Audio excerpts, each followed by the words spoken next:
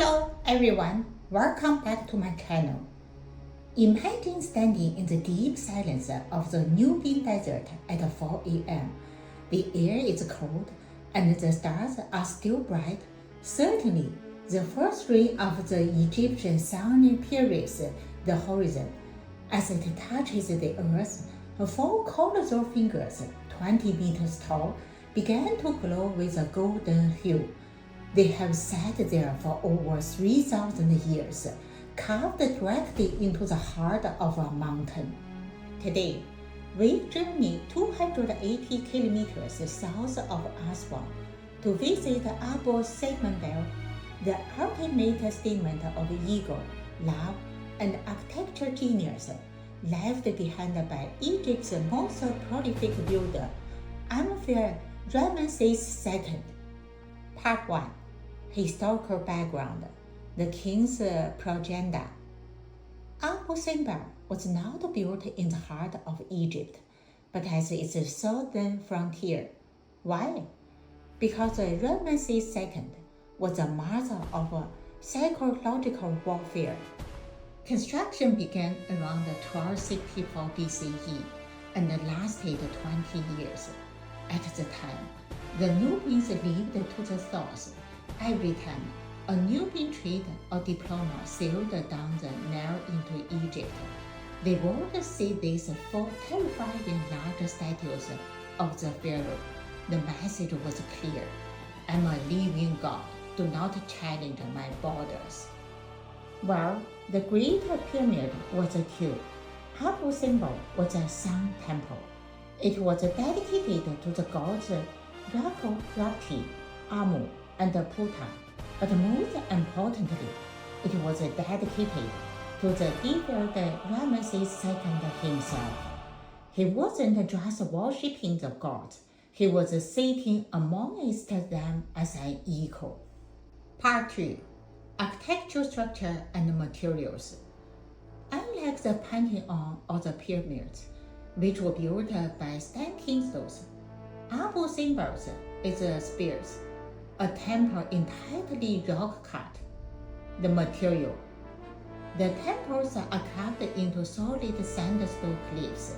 This choice of material allowed for incredible detail, but presented a massive challenge. If the architects made one wrong cut, they couldn't erase it. The Great Temple. The facade is dominated by the four-seated Colosseum of Ramses. Look closely at his feet.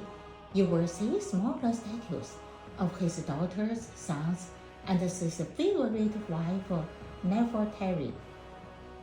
The interior. As you walk inside, you enter a 60-meter-long hall supported by 8 pillars carved in the shape of Osiris, the god of the afterlife, but bearing the face of Ramesses. The walls are carved in vibrant reliefs depicting the Battle of Kadesh, showing the pharaoh charging into battle single-handedly. The small temple. Just 100 meters away sits a second, smaller temple. This is a rare architectural gem. In a world of male dominance, Ramesses built this for his queen Nefertari and the goddess Hodo. Significantly, the statues of the queen are the same size as the king, an almost unprecedented sign of respect and status in ancient Egyptian art. Part 3. The Solar Miracle and the Modern Rescue. The ancient architects were master astronomers.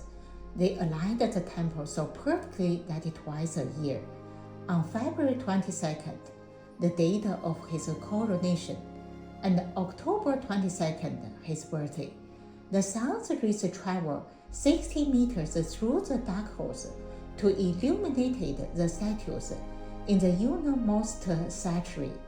Only the statue of Puta, the god of darkness, remains in the shadows. But perhaps the most incredible part of the structure is that it isn't where it used to be. In the 1960s, The construction of the Aswan High Dam threatened to submerge the temples forever.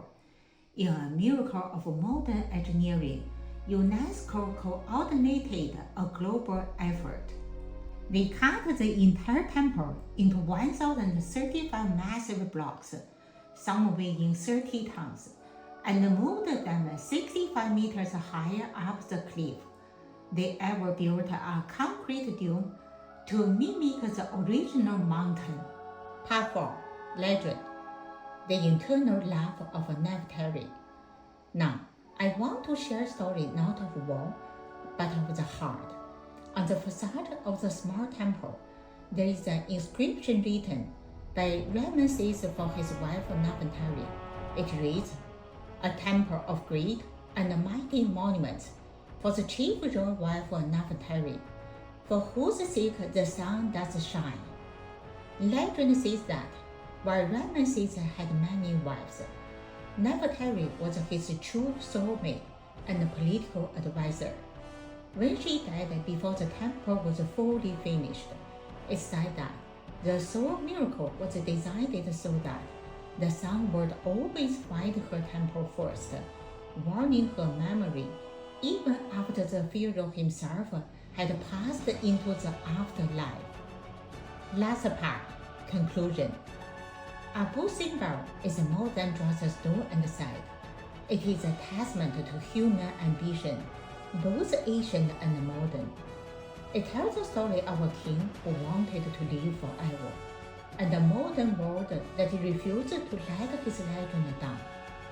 Next time you look at a photo of these four giants, remember, they're not just guiding a temple, they are guiding the very idea that is through art and engineering, we can truly become immortal. Thank you for joining me to explore the Abu Simbel Temple. If you like, please share and subscribe. See you next episode.